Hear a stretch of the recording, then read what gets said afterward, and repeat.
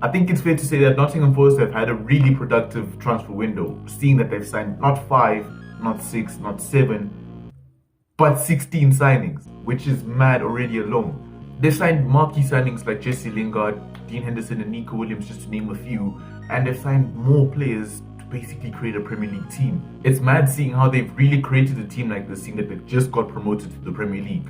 But I have a question that everyone is literally asking right now. How are Nottingham Forest making this much signings? I think 16 signings alone for a team that just got promoted is really mad, and I think it's really unrealistic. Seeing that bigger teams only sign like 3 or 4 players, this one is really out of question. I think we should question this one more. And in this video, I'll basically explain how these guys are making the signings and why they might be making these signings. But for now, if you're new around here, subscribe to the channel. We are looking to get to 200 soon. So please subscribe to the channel and let's get on with it right now.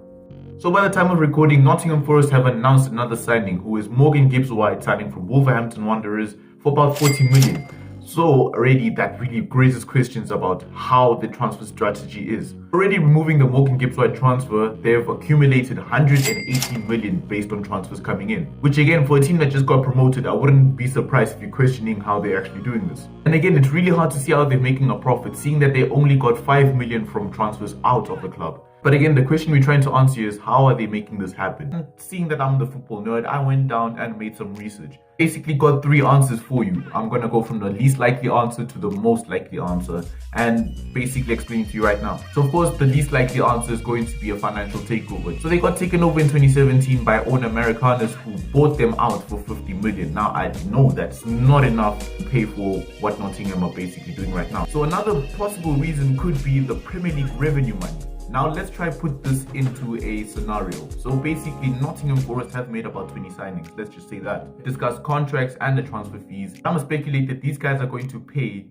these transfer fees on installments. And how are they going to be paying these transfer fees? By the Premier League revenue. Now, of course, being in the Premier League is already prestigious. You get a lot of money just for being in the Premier League. Aston Villa, for finishing 17th, they got 100 million alone just for staying up in the Premier League. So what I'm basically getting at right now is that Nottingham Forest will be paying for all these transfers with the revenue money. So I feel the transfer approach they're trying to get at is to stay in the Premier League and pay for all the transfer fees they've accumulated currently, that 118 million.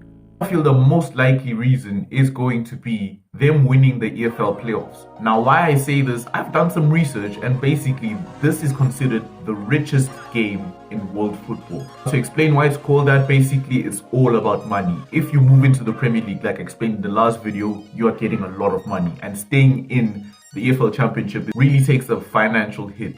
Basically, getting promoted to the Premier League is very important to Championship clubs, knowing that they will get some sort of financial stability. While doing research, I really found out why this is the most expensive game in football, and it's been reported that these guys will get about 170 million just from winning the playoffs. If you think about it, it really makes up more for the transfers that Nottingham Forest have really done this season, since they spent that 118 million. I found a video where this guy on Sky Sports explains it really perfectly, and I'll play it right now. In financial terms, as a one-off game, the Championship playoff final is the biggest game there is.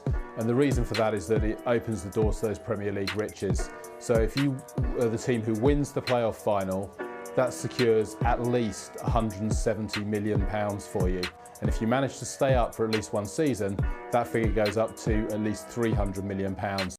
Of course, we've gone through the reasons of how these guys are making these signings, and now I want to discuss why these guys are making these signings. I think specifically, you guys want to stay in the Premier League. It's been over 16 years since they've been in the Premier League. This is my first time seeing them in the Premier League. So of course they want to stay in this league. And I think signing about 20 players can really help them a lot and hurt them in the same way. Another obvious reason would be to sell for profit. Now, they've signed players for outrageous money. And basically, I think they're hoping they have a good season in the Premier League and get sold for even more. I think for Nottingham, I think it's going to be a good transfer strategy for them. And let's put this in another scenario, basically. Taiwan Awanoi, someone that they signed from Union Berlin for 20 million, has a mad season, maybe like 20 goals this season, and they get relegated. Of course, the big clubs are going to scope this guy from Nottingham specifically. Be grabbing him for about 50 million. Manchester United might even sign him. Seeing that Cristiano Ronaldo might leave next season, they might look for another striker. And seeing someone just scoring 20 goals in the league this season, maybe they'd pick him up for 50 million. I'd say the same thing can happen to Nico Williams or even Nkate, who both recently signed for Nottingham Forest. I feel if they can have good seasons, I feel they can also get picked up by big clubs, maybe by Chelsea or even clubs outside of Europe. I feel specifically for Nkate, he could sign for Atletico Madrid or even Real Madrid. So we made it to the end of the video. I've got a question for you guys. Seeing that they've made about 20 signings, where do you think these guys are going to finish in the Premier League? But for now, I think that's it. I'll see you on the next video, and peace.